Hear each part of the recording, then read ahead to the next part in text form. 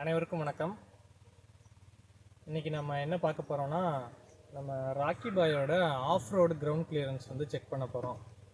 நம்ம வண்டி எடுத்ததுலேருந்து ஆன் ரோடு கிரவுண்ட் கிளியரன்ஸ் வந்து செக் பண்ணியாச்சு. ஆஃப் ரோடு செக் பண்ணி பார்க்கலான்னு ஒரு சடனாக ஒரு பிளானு. ஸோ அதனால தான் நம்ம இன்றைக்கி ஆஃப் ரோடு செக் பண்ணுறதுக்காக தாத்தாவோட வயலுக்கு வந்துட்டு எடுத்துகிட்டு வந்தோம். வயல் ரோடு பார்த்திங்க அப்படின்னா நிறைய அப்ஸ் அண்ட் டவுன்ஸ் இருக்கும். ஸோ அதில் வந்து செக் பண்ணுறதுக்கு கரெக்டாக இருக்கும். நம்ம வயலுக்கு வந்துட்டு வர்றது பார்த்திங்க அப்படின்னா ஒரு மண் ரோடு தான். இதுவே வந்துட்டு ஆஃப் ரோடு தான். ஃபுல்லாக அப்ஸ் அண்ட் டவுன்ஸாக தான் இருக்கும். அதிலே ஓட்டிகிட்டு வந்துட்டோம். நம்ம வயலுக்கு வர ரோடோட எண்டில் பார்த்திங்க அப்படின்னா நமக்கு ஒரு பெரிய டிப்பு இருக்குது. இது பார்த்திங்க அப்படின்னா ஒரு நல்ல பெரிய பள்ளம். அந்த பள்ளத்தோட ஆழம் பார்த்திங்க அப்படின்னா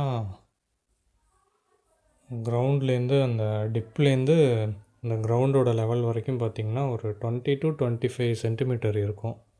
நான் ஸ்டெக்கை வச்சே மெஷர் பண்ணி பார்த்தேன். என் கெஸ் படி அது 25 சென்டிமீட்டருக்கு கொஞ்சம் மேலே தான் இருக்கும். நம்ம இந்த பள்ளத்தில் தான் நம்ம வண்டியை ஃபார்வேர்ட் அண்ட் ரிவர்ஸ் ட்ரைவ் பண்ணி கிரவுண்ட் கிளியரன்ஸ் செக் பண்ண போகிறோம். ஸோ அந்த லெஃப்ட் சைடு டயர் பார்த்திங்க அப்படின்னா ஃபுல்லாகவே அந்த பள்ளத்தில் இறங்கிருச்சு. ஆல்மோஸ்ட் ஹாஃப் ஆஃப் த டயருக்கு மேலே பள்ளத்தில் இறங்கிருச்சு. கிரவுண்ட் கிளியரன்ஸ் பாருங்கள் எப்படி இருக்குது அப்படின்னு. ஸ்டில் வந்து அந்த கிரவுண்டுக்கும் சேஸ்க்கும் வந்து ஸ்பேஸ் வந்து தெரியுது நல்லாவே. ஆக்சுவலி எனக்கு ரொம்ப சர்ப்ரைஸாகவே இருந்துச்சு. எப்படி 195 mm கிரவுண்ட் கிளியரன்ஸ் உள்ள வண்டி வந்துட்டு எவ்வளோ பெரிய பள்ளத்தில் வந்துட்டு சேஸ் வந்து டச் ஆகாமல் வந்துச்சு அப்படிங்கிறது. அண்ட் ஆஃப் ரோட் கண்டிஷன்லேயும் பார்த்திங்க அப்படின்னா அந்த அப்ஸ் அண்ட் டவுன்ஸ் இந்த மண் ரோட்லேயுமே இருக்க நிறைய அப்ஸ் அண்ட் டவுன்ஸ்லையுமே வந்து நல்லா பேலன்ஸ்டாக வந்துச்சு. நெக்ஸ்ட்டு பார்த்திங்கன்னா நம்ம ரிவர்ஸில் வந்துட்டு செக் பண்ணுறோம். ரிவர்ஸில் பார்த்திங்கன்னா அந்த சைடு கார்னர் அந்த எட்ஜோட ரோடு வந்துட்டு நல்லா டிப்பில் தான் இருக்குது.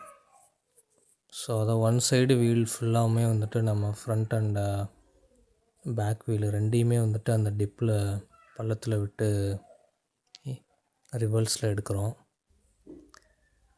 ஸோ அந்த பேக் வீல் பாருங்கள் எவ்வளோ கீழே போய்ட்டு வருது அப்படின்னு. அதே மாதிரி சேஸோட பொசிஷனும் பாருங்கள், கிரவுண்டில் வந்துட்டு உரசவே இல்லை. ஸோ ஆக்சுவலாக கிரவுண்ட் கிளியரன்ஸ் மற்ற வண்டியை வந்து இந்த ரேஞ்சில் இருக்கிற மற்ற வண்டியை கம்பேர் பண்ணுறப்போ கிரவுண்ட் கிளியரன்ஸ் ரொம்பவே நல்லாயிருக்கு.